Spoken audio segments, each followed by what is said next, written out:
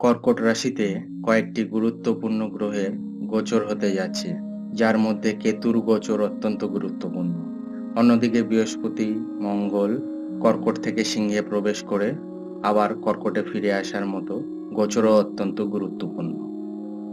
এই গোচরগুলোর ফলাফল বোঝবার জন্য কতগুলো গুরুত্বপূর্ণ জ্যোতিষ সিদ্ধান্ত বুঝে নেওয়া দরকার। একটি গুরুত্বপূর্ণ সিদ্ধান্ত হচ্ছে রাশিগুলির তত্ত্বগত চরিত্র সম্বন্ধে একটি ধারণা রাখা। এক্ষেত্রে অগ্নি, পৃথ্বী, বায়ু এবং জল রাশির গ্রুপগুলি কিছুটা এক ধরনের চরিত্র প্রকাশ করে এবং কোনো একটি বিশেষ তত্ত্বের রাশিতে অবস্থিত গ্রহ অন্য একটি তত্ত্বের রাশির ওপর প্রভাব বিস্তার করে।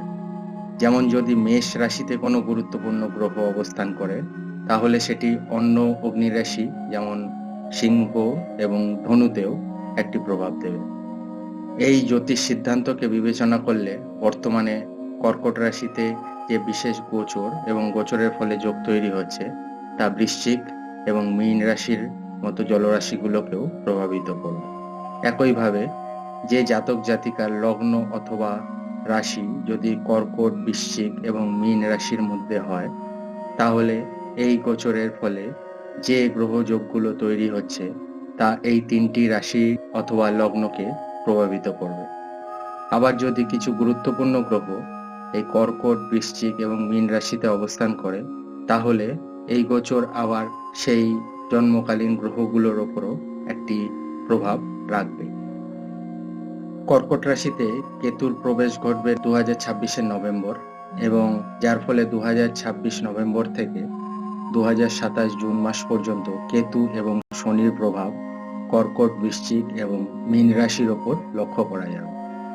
এরপর জানুয়ারি মাসে বৃহস্পতি পুনরায় কর্কট রাশিতে প্রবেশ করে শনি, কেতু এবং বৃহস্পতির একটি যোগ 2027 জানুয়ারি থেকে 2027 জুন পর্যন্ত তৈরি করবে।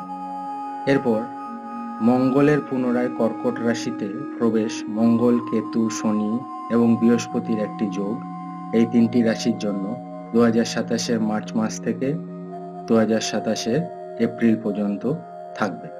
এই যোগগুলির সৃষ্টির ফলে যে গ্রহগুলি জন্মকালীন কর্কট অথবা বৃশ্চিক অথবা মীন রাশিতে অবস্থিত, তার উপর গুরুত্বপূর্ণ প্রভাব তৈরি করতে পারে, এবং তার মধ্যে কেতু, শনি, বৃহস্পতি এবং মঙ্গলের অবস্থান বেশি গুরুত্বপূর্ণ হবে। তার কারণ এই গ্রহগুলো অলরেডি যোগ তৈরি করেছে, এবং তাই জন্মকালীন এক বা একাধিক এই গ্রহগুলির অবস্থান একটি গুরুত্বপূর্ণ সময়ের নির্দেশ করতে পারে সেই সকল জাতক জাতিকার ক্ষেত্রে। শুক্র, বুধ, রবির মতো গ্রহগুলির জন্মকালীন অবস্থান এই রাশিগুলিতে অপেক্ষাকৃতভাবে শুভ এবং অগ্রগতি নির্দেশ করবে। নভেম্বর মাসে কেতুর কর্কট রাশিতে প্রবেশের পর শনি এবং কেতুর একটি প্রভাব তিনটি রাশি এবং লগ্নের জন্য একটু মানসিক অস্থিরতা বৃদ্ধির কারক হতে পারে। এই সময় নেগেটিভ চিন্তা, ডিপ্রেশন অথবা অ্যাংজাইটি বৃদ্ধি, সিদ্ধান্ত নিতে বিলম্ব এবং কিছু ক্ষেত্রে ডিটাচড মেন্টালিটি লক্ষ্য করা যেতে পারে। আবার যদি জন্মকালীন চার্টে এই রাশিগুলোতে শনি এবং কেতুর মধ্যে একটি অথবা দুটি গ্রহই অবস্থান করে থাকে, তাহলে এই গোচরে শনি কেতুর প্রভাব জাতকের কর্মক্ষেত্র থেকে অশান্তি, বিচ্ছেদ, পরিবর্তন অথবা সাময়িক বেকারত্বের মতো সমস্যা লক্ষ্য করা যেতে পারে। এরপর জানুয়ারির শেষে বৃহস্পতি কর্কট রাশিতে প্রবেশের ফলে এই তিনটি রাশির ওপর বৃহস্পতি, কেতু এবং শনির একটি প্রভাব থাকবে, যার ফলে এই তিনটি রাশি বা লগ্নের জাতক জাতিকার ক্ষেত্রে কিছুটা স্বস্তি লক্ষ্য করা যাবে। এই বৃহস্পতির অবস্থান জুন মাস পর্যন্ত থাকবে, মানে বাকি যেই সময়টা এই যোগগুলি তৈরি হচ্ছে তার মধ্যে বৃহস্পতির অবস্থান লক্ষ্য করা যাবে, যার ফলে যে নেগেটিভ জীবনযাত্রা এবং মানসিক পরিস্থিতি সৃষ্টি হচ্ছে তার মধ্যে একটি সামাল দেওয়ার মতো অবস্থা তৈরি হবে। মানসিকভাবে যে কম বেশি বিপর্যস্ত অবস্থা তৈরি হতে পারে বিভিন্ন জাতক জাতিকার ক্ষেত্রে, তা বৃহস্পতির প্রবেশের পর একটি আধ্যাত্মিক চেতনা বৃদ্ধির পথ প্রশস্ত করতে পারে। বৃহস্পতি এখানে উচ্চস্থ এবং শুভ গ্রহ হওয়ার জন্য এই কঠিন সময়ের মধ্যে কিছুটা বিশেষ উপলব্ধি ঘটতে পারে, যা আধ্যাত্মিক উন্নতির কারক হতে পারে অথবা ভবিষ্যতে জাতক জাতিকার আচরণের মধ্যে একটি বিশেষ পরিবর্তন আনতে পারে, যা জীবন জীবিকার ক্ষেত্রে উপকারী হবে। মার্চ মাসের সেকেন্ড উইকে মঙ্গলের প্রবেশের ফলে বৃহস্পতি, কেতু এবং মঙ্গলের একটি যোগ তৈরি হচ্ছে, যেটা এপ্রিলের শেষ পর্যন্ত অবস্থান করবে, যতক্ষণ না পর্যন্ত মঙ্গল পরবর্তী সিংহ রাশিতে প্রবেশ করছে।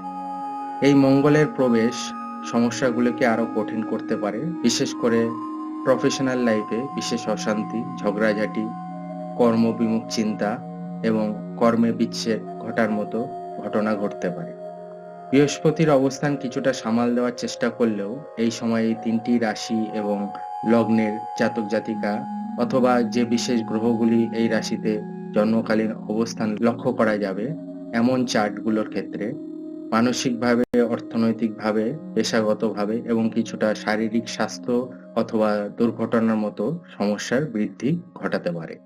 কেতু আধ্যাত্মিক এবং মোক্ষ লাভের কারক গ্রহ, বৃহস্পতি উচ্চ জ্ঞান এবং উপলব্ধির কারক, শনি কর্ম এবং ডিসিপ্লিনের কারক এবং মঙ্গল কোনো বিশেষ কাজের জন্য প্রয়োজনীয় শক্তি সরবরাহের কারক হিসাবে ধরা হয় জ্যোতিষশাস্ত্রে। অন্যদিকে কর্কট, বৃশ্চিক এবং মীন রাশিগুলি মুখ্য কারক রাশি, যার ফলে এই গ্রহগুলোর একত্রিত অবস্থানের জন্য একটি বিশেষ আধ্যাত্মিক উন্নতির অথবা আধ্যাত্মিক বিশেষ অনুভবের যোগ তৈরি করছে। এটাও বলা যেতে পারে যে এই সময় যে সমস্যাজনক পরিস্থিতি তৈরি হতে পারে তার ভার কেবল আধ্যাত্মিক মার্গের দ্বারাই লাঘব হতে পারে।